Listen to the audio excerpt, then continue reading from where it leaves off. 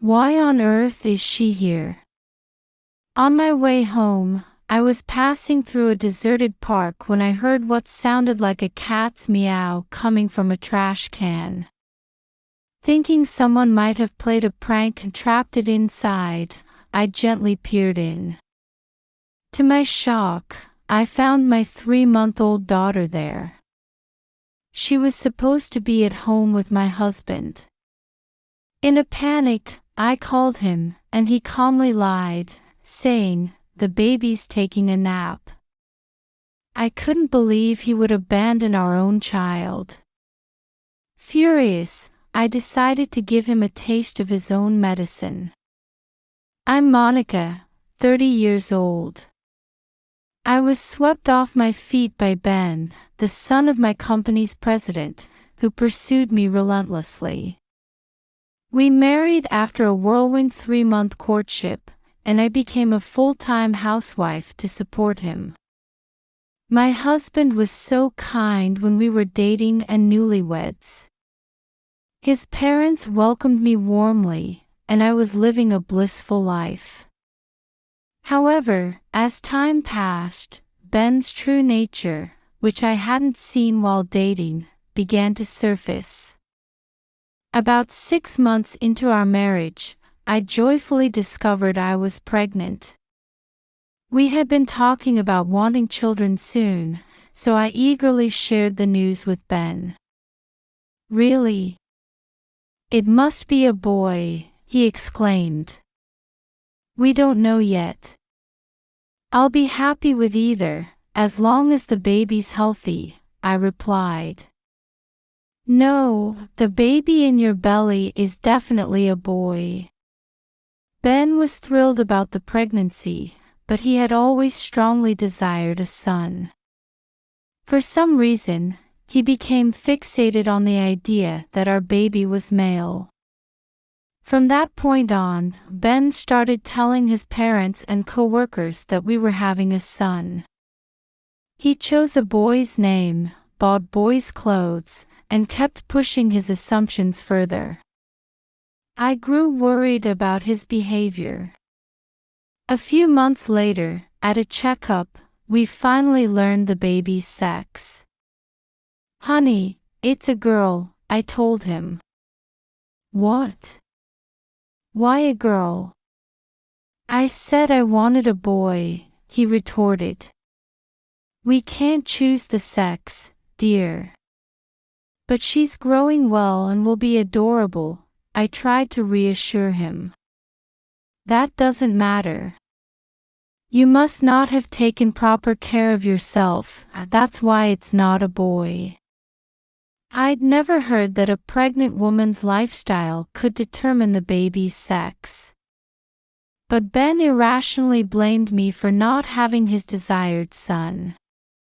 No matter how hard I tried, there was no way I could have controlled the baby's gender. His claims were nonsensical, but I was too shocked by his harsh words to respond. I began to worry if Ben would love our daughter when she was born. For the first time, I felt anxious about our future together. After learning we were having a girl, Ben's attitude toward me noticeably cooled. "We're supposed to go shopping for baby things today. Remember?" I reminded him one day. "Oh, I'm not in the mood."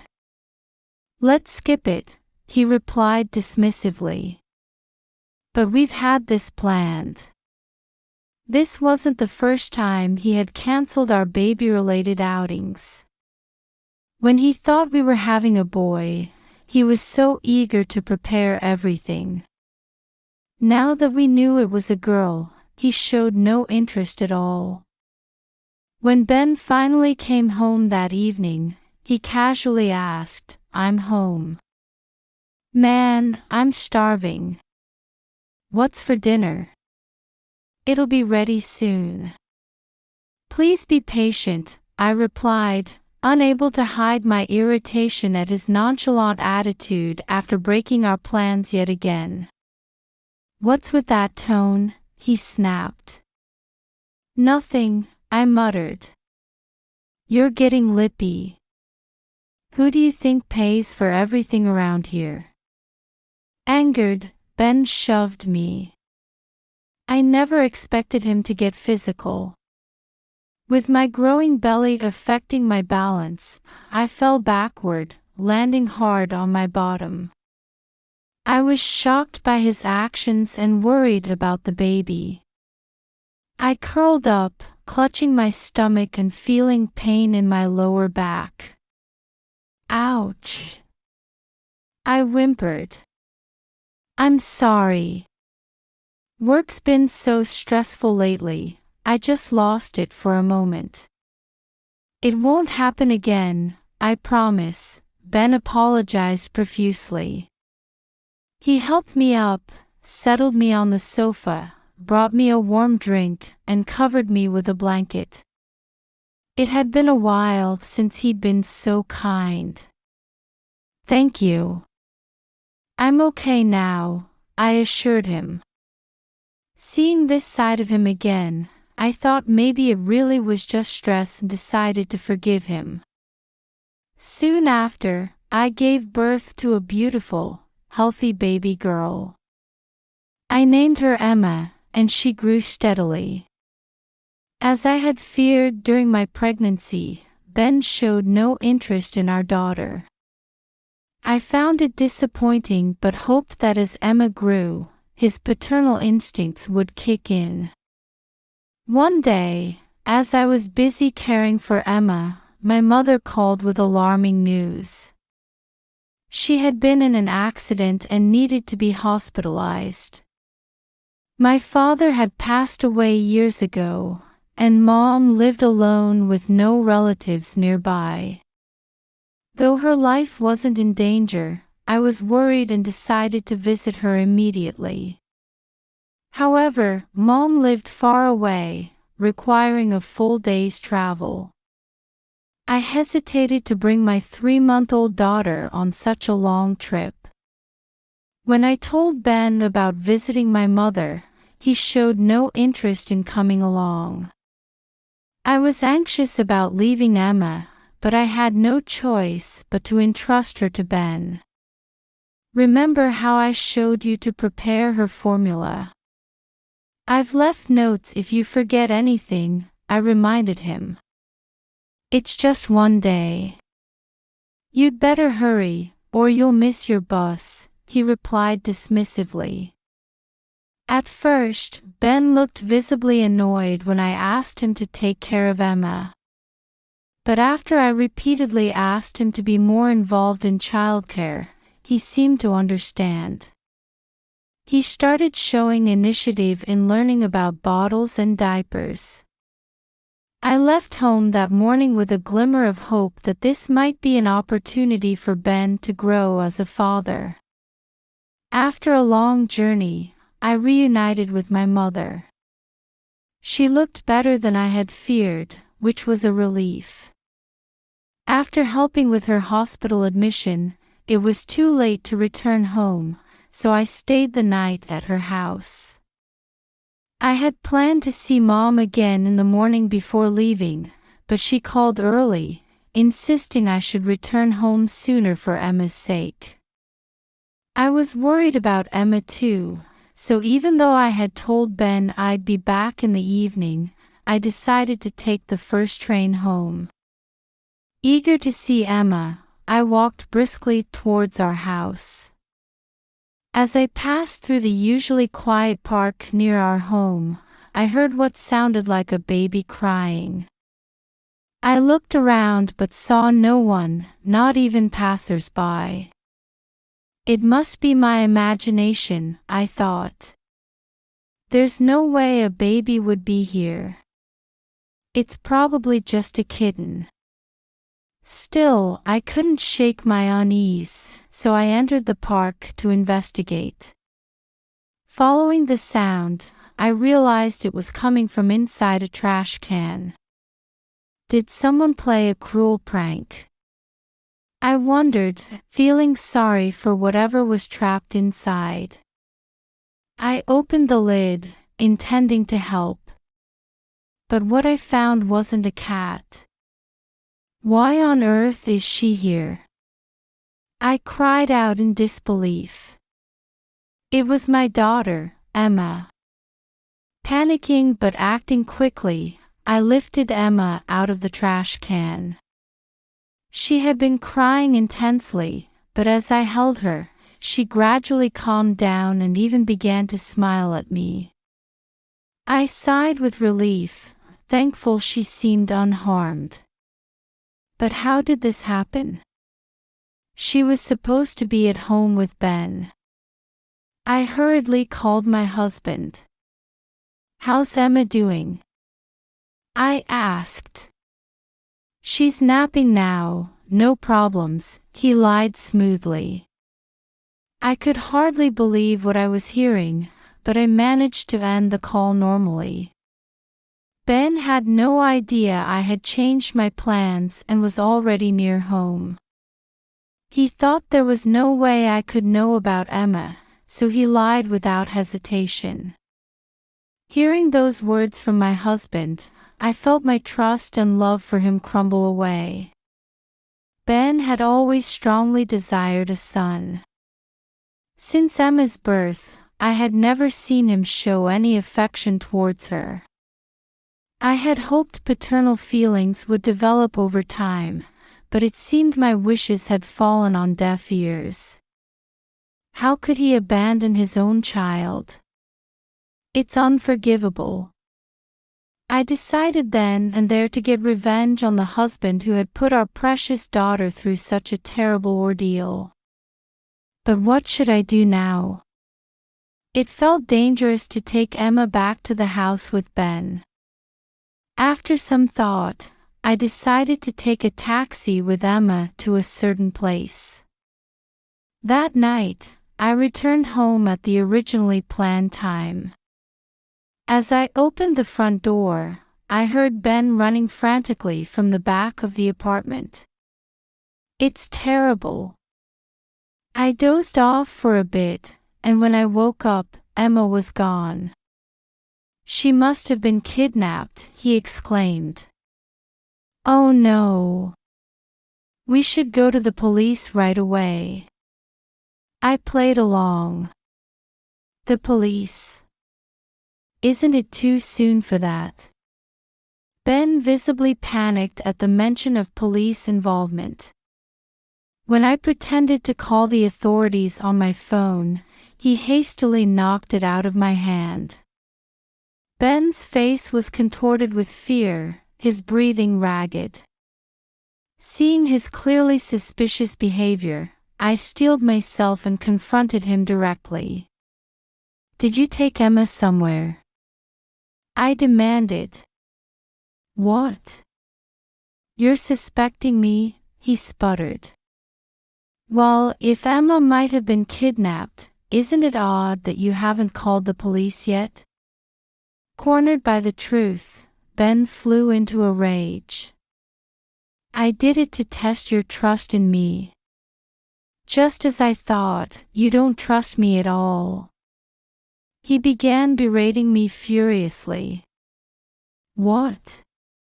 That makes no sense. What does that have to do with Emma?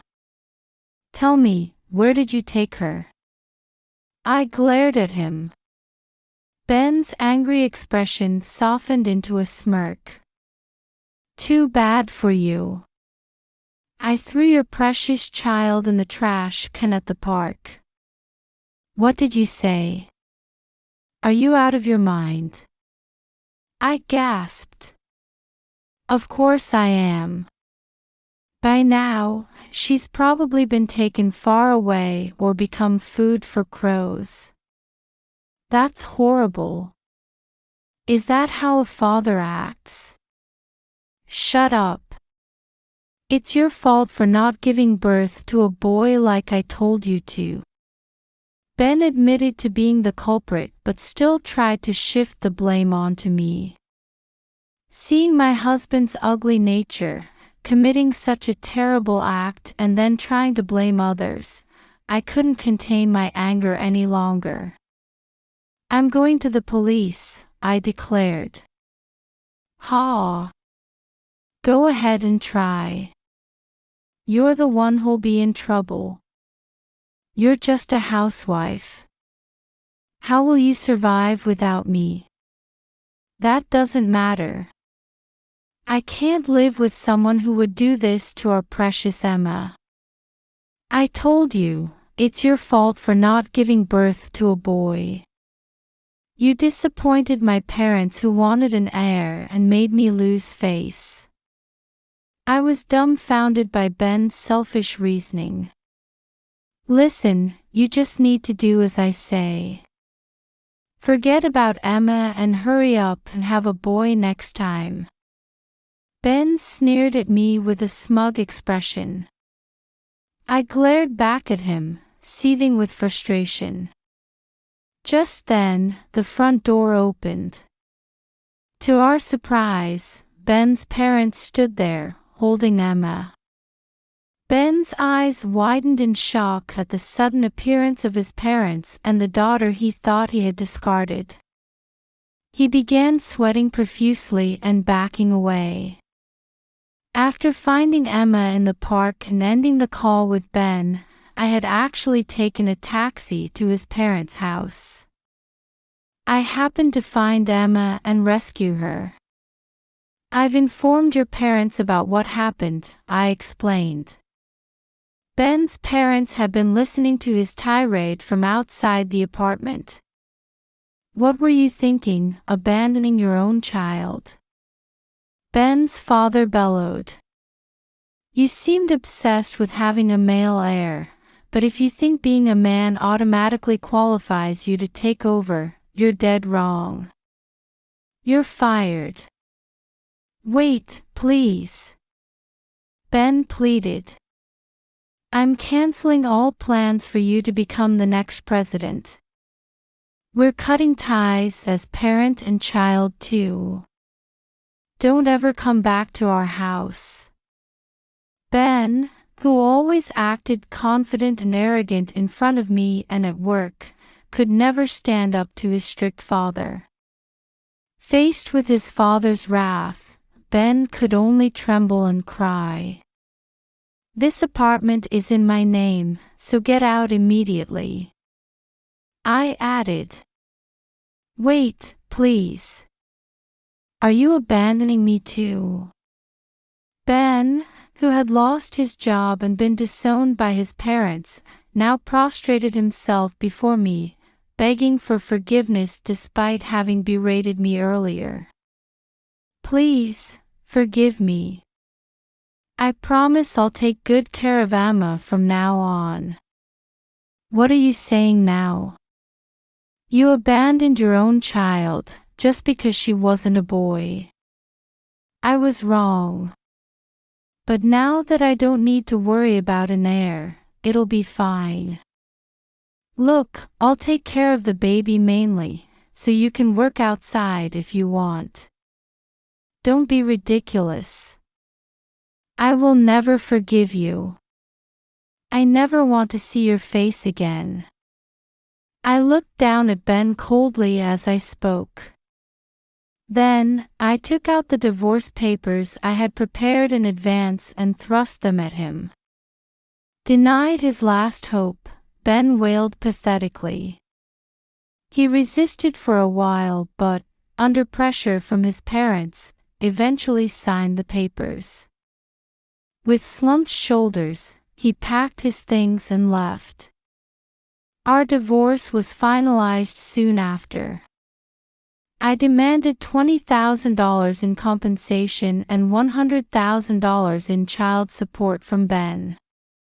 His parents apparently paid on his behalf initially, and now Ben lives in a rundown apartment, working day and night at physical labor jobs to repay them. Emma and I moved back to my hometown to be with my mother.